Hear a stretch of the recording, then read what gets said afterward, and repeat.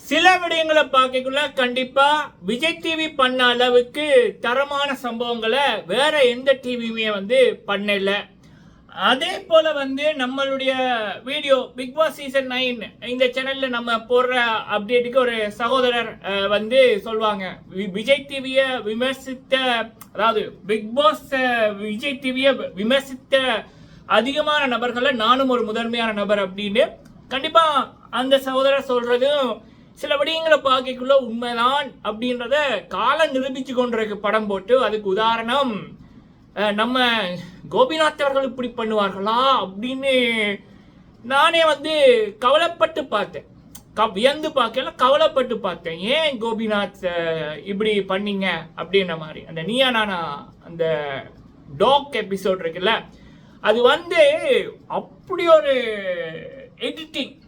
Talk லவர்ஸ்னா ஒரு ஒரு ஒரு ஒரு என்ன சொல்லலாம், ஒரு ஒரு ஒரு பைத்தியக்காரங்க, ஒரு ஒரு ஒரு ஒரு அறிவில்லாதவங்க அப்படின்ற ரீதியில காமிக்கிற மாதிரியும், அதுக்கு சப்போர்ட் பண்றவங்க அப்படி காமிக்கிற மாதிரியும் பக்கா எடிட்டிங். 8-9 மணித்தியால நடந்த ஷூட்டில் என்னென்ன அவங்க கரெக்டா பேசுனாங்களோ அதெல்லாம் தூக்கி போட்டு பிரேக் டைம்ல அவங்க பண்ணது இல்ல. ஒரு இப்ப சொல்லுவாங்கல்ல, இப்படி பண்றீங்க அப்படி பண்றீங்களா, அது சரி போட மாட்டோம், இதெல்லாம் போட மாட்டோம்ப்பா அப்படின்றது அதெல்லாம் போட்டு வாண்டட்டா.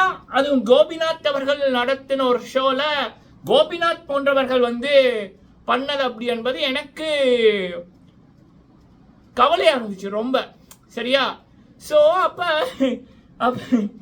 அப்பதான் இங்கே எப்படின்னா, அப்ப பிக் பாஸ்ல கண்டிப்பா போன முறை கூட சௌந்தர்யாலாம் 2வது 3வது வீக்ல வெளியில போக வேண்டியவங்க. அப்ப உள்ளுக்குள்ள இருந்த கேமராமேன், எடிட்டிங் டீம் அவங்க அந்த அம்மாவையே காமிக்கிறது. அத்தனை பேர் போயிருந்தாலும் அவங்கள மட்டுமே ஃபோக்கஸ் பண்றது. அந்த அம்மா என்ன பண்ணாலும் அதை போடுறது. வெளியில செட் பண்ண கூட்டம், ஆஹா ஓஹோ இங்க பார் சௌந்தர்யா உட்காடுறாங்க, இந்த பார் சௌந்தர்யா முடிய சொல்றாங்க அப்படின்ற மாதிரி கேவலமா பண்ணார்கள். ஆனா இந்த பருப்பு மக்களிடம் எடுபட இல்லை, வேக இல்லை. ஸோ அப்ப போன சீசன்ல 2-3 தடவை எடிட்டிங் டீமும் மாற்றப்பட்டது. சரியா? அது அது சேதுவண்ணாவே தப்பா காமிக்க ட்ரை பண்ணாங்க. அப்ப அந்த சகோதரர் சொல்றது நமக்கு காலம் காமிக்குது, இப்படியும் நடக்குதுப்பா அப்படின்ற மாதிரி.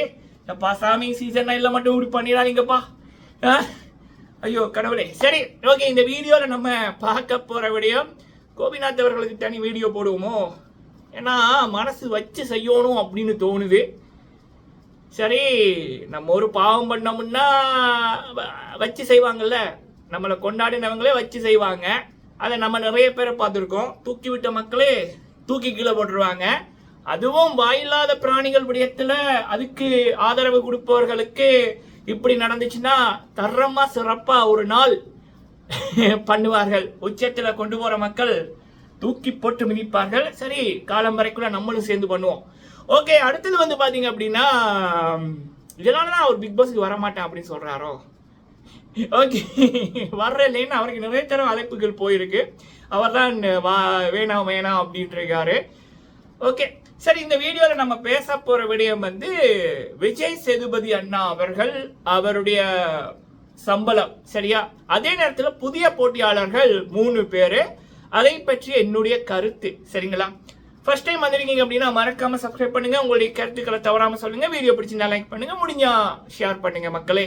ஓகே, முதலாவது விடயம் இந்த பிக் பாஸ் சீசன் 9க்கு விஜய் சேதுபதி அண்ணா அவர்களுடைய சம்பளம் 75 கோடியில இருந்து 80 கோடி, 70ல இருந்து 80 கோடி அப்படின்றாங்க. போன சீசன் பாத்தீங்கன்னா 50ல இருந்து 60 கோடி அதுதான் சம்பளம்.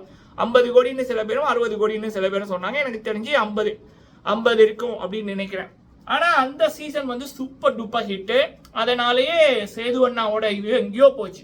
சரியா? கமல்ஹாசன் அவர்கள் சீசன் 1ல இருந்து சீசன் 7 வரைக்கும் பண்ணத சேது அண்ணா அவர்கள் ஒரு சீசன்லயே தூக்கி சாப்பிட்டாரு.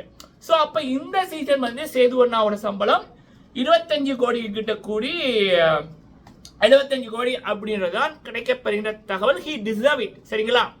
பிக் பாஸ் அப்படின்றது the biggest reality TV show in India. So அப்போ அப்படி இருக்கக்குள்ள அந்த ஷோ நடத்துகிறவரை மக்கள் எப்படி இருந்தால் கொண்டாடுவாங்கன்னா ரியலாக இருந்தால் தான். அதுக்கு கச்சிதமான ஒரு நபர் மக்கள் செல்வன் விஜய் சேதுபதி அண்ணா அவர்கள். அதை வந்து அவருடைய சீசன் 8 மாம்பெரும் வெற்றி நிரூபித்தது. அதுதான் காலம் காமிக்கிற பாடம். இந்த விடயத்தில் காலம் தான் காமிக்குது பாடம். அவருடைய சலரியே சொல்லுது அந்த சீசன் எவ்வளவு தூரம் வெற்றி பெற்றிருக்கு அப்படின்னு. ஓகே, அடுத்தது வந்து போட்டியாளர்கள். சீசன் 9க்கான போட்டியாளர்கள் புதிதாக 2 பேர் இப்ப லீக் ஆயிருக்கு. இது கிட்டத்தட்ட வருவாங்க அப்படின்ற மாதிரி தான் சொல்றாங்க. சரிங்களா? ஒருத்தர் வந்து பாத்தீங்க அப்படின்னா இந்த ராஜா வேலு அப்படின்னு KPY சீசன் சொல்லி டைட்டில் வின்னர் அப்படின்றாங்க. விஜய் டிவியோட அங்கே இருந்தா வராங்க. அடுத்தது வந்து பாத்தீங்கன்னா ஸ்ரீகாந்த் தேவா அவர்களுடைய மகன் நினைக்கிறேன். ஸ்ரீகாந்த் தேவா அவர்கள் அவர் போன சீசன் எல்லாம் வாராருன்னு அடிபட்டுச்சு, வரல. அவர் வந்து வாராரு. ஸோ இந்த 2 பேருமே எதிர்பார்க்கலாம் அப்படின்னாங்க. இவங்க 2 பேரை பத்தி எனக்கு ஒப்பீனியன் இல்லை. சரிங்களா? நல்லதும் இல்லை கெட்டதும் இல்லை.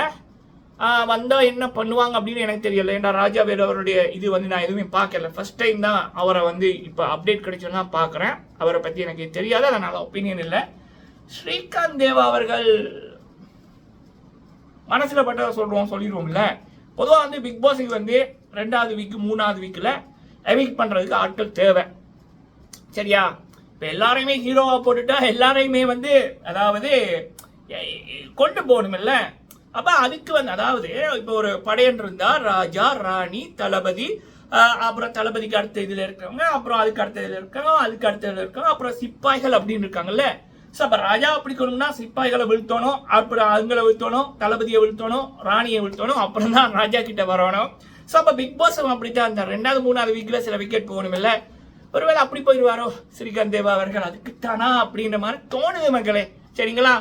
எனக்கு தோணுனதை நான் சொல்றேன். இது சரியாகவும் இருக்கலாம், பிழையாகவும் இருக்கலாம். மனசுல பட்டதை நம்ம பேசிக்கிறோம். உங்கள்ட்ட மனசுல பட்டதை கமெண்ட்ல சொல்லிக்கோங்க. ஓகே, அடுத்தது வந்து பாத்தீங்க அப்படின்னா லாஸ்லியா மரியநேசன் அவர்களுடைய சகோதரி. அவங்க வந்து பிக் பாஸுக்கு வர்றாங்க அப்படின்ற மாதிரி சில இதுகள் பார்த்தேன். எனக்கு தெரிஞ்சு சான்ஸ் இல்லை. எனக்கு வர்ற அப்படின்னு படி சான்ஸ் இல்லை. ஆனா இப்ப கூட வந்து பல மக்களோட விருப்பம் என்னன்னா அந்த சீசன் 3 மேல அவ்வளவு கண்ணில் இருக்காங்க. காரணம் என்னன்னா அதுதான் ஃபர்ஸ்ட் டைம் வந்து வெளிநாட்டு போட்டியாளர்கள், அதுவும் நமக்கு பிடிச்ச கவின், சாண்டி, பேரெல்லாம் நினைச்சு பாருங்க, ஒரு ட்ரீமா இருக்குல்ல, இப்படி வருவாங்களா அப்படின்ற மாதிரி. அதனால அந்த சீசன் ஒரு பொக்கிஷமா பார்க்கப்படுது. அதுவும் லாஸ்லியா மரியநேசன் அப்படின்றவங்க வந்து ஒரு பெரிய ஒரு இது ஒன்று, ஒரு கனவு ஒன்று இலங்கையில இருக்கிற பல இளைஞர்களுக்கு.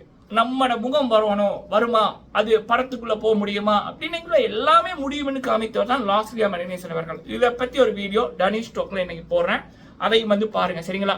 ஸோ அப்படி இருக்கக்குள்ள எல்லாரோட விருப்பமும் இந்த பிக் பாஸ் சீசன் 9க்கு இப்ப எப்படி சீசன் 3ல இலங்கை போட்டியாளர்கள், சீசன் 6ல இலங்கை போட்டியாளர்கள் லாஸ்லியா மரியநேசன் அவர்கள், தர்ஷன் அவர்கள், ஜனனி குணசீலன் அவர்கள், அதே போல முகின் அவர்கள், நடியா சேங் அவர்கள் மலேசியா அப்படின்ற இதுல, ஸோ சிங்கப்பூர்ல இருந்து வந்திருந்தாங்கல்ல சீசன் 6ல ஒருத்தவங்க வந்தாங்க, ஒரு பொண்ணு ஒன்று வந்தாங்க, அவங்களோட பேரு ஞாபகம் இல்லை.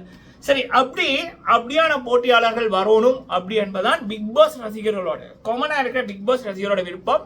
அதே நேரத்தில் கவின், சாண்டி, இந்த பேர்கள் எல்லாமே வந்து ஒரு டைமண்ட் மாதிரி, ஜெம் ஆஃப் பிக் பாஸ் அப்படின்னுவாங்க. அந்த கேமோவா வேற மாதிரி இருக்கும்.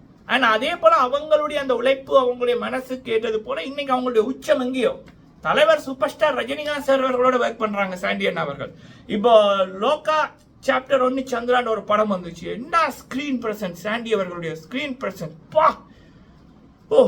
அப்படி இருந்துச்சு. நான் அவ்வளவு ரசிச்சேன் அவருடைய அந்த ஸ்கிரீன் பிரசன்ஸை. அந்த அளவுக்கு அவருடைய க்ரோத் இருக்கு. கவினை நான் சொல்லவே வேணாம்.